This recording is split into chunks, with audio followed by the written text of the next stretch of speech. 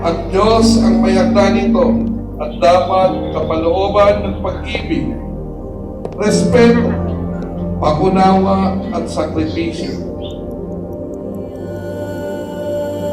Mula sa araw na ito hanggang sa uli ng iyong kamatayan, ang marriage contract ay mananatiling contract.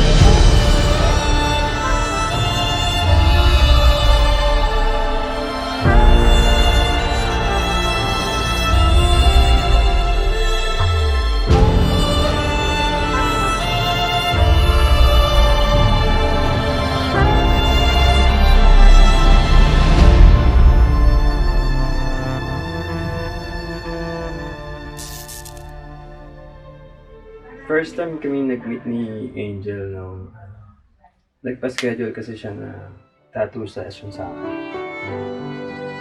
Noong una, totoo ako yung nagpapakyut.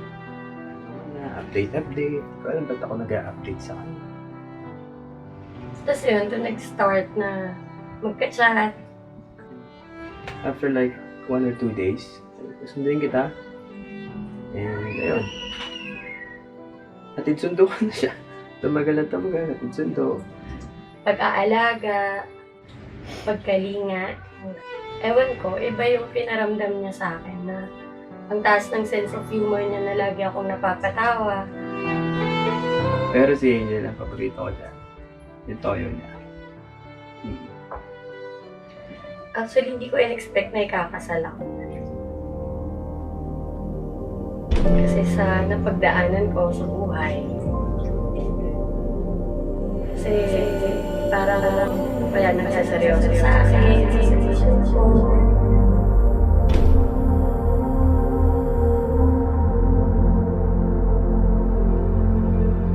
Sobrang thankful ako na nakilala at dumating siya sa buhay.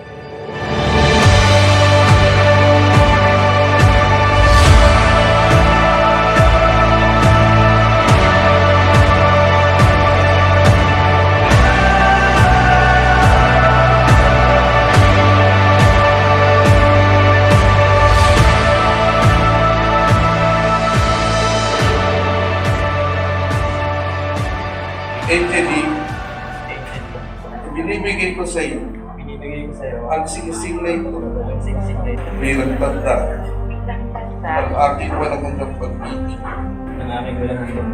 at simbolo ng aking tiwala, paggalang at katapatan sa iyo, napapakasalaw sa iyo sa ngalan ng Ama at ng Diyos Espiritu Santo. Sa kapangyarihan ibinigay sa akin ng Republika ng Pilipinas bilang punong bayan, ipinahayag ko na sina John Ray at Angeline ay mag-asawa.